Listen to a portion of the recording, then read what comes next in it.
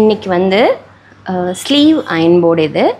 நம்ம வந்து ஷர்ட்டோட sleeve, cuff, collar அந்த மாதிரி இருக்கிறதெல்லாம் இதில் அயன் பண்ணால், ப்ளஸ் வந்து நான் மெயின் பர்பஸாக வந்து கார்செட்டுக்கு யூஸ் பண்ணிகிட்ருக்கேன். இதை ஒரு 3 இயர்ஸாக நான் யூஸ் பண்ணிகிட்ருக்கேன். ஸோ கார்செட் பார்ட்லாம் வந்து அயன் பண்ணுறதுக்கு ரொம்ப யூஸ்ஃபுல்லாக இருக்கும்.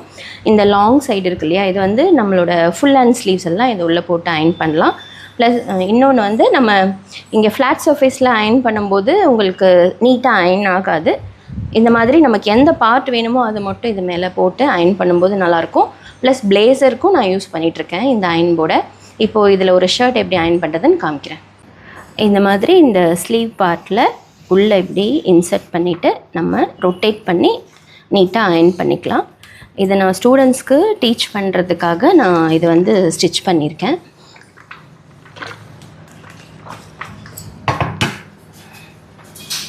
இந்த மாதிரி நீங்கள் ரொட்டேட் பண்ணி அயன் பண்ணிக்கலாம்.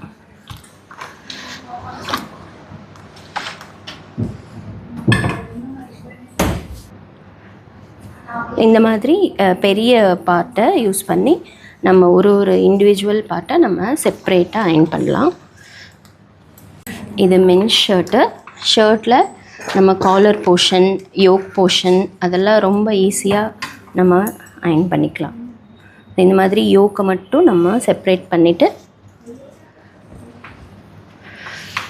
அயனிங்க்கு ரொம்ப யூஸ்ஃபுல்லாக இருக்கும், ப்ரொஃபஷ்னலாக இருக்கும் உங்களுக்கு.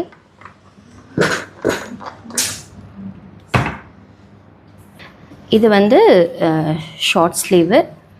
இதுவும் பசங்களுக்கு நான் ஷர்ட்டு கிளாஸஸ் அப்போது நான் ஸ்டிச் பண்ணி காமிச்ச ஷர்ட் இது.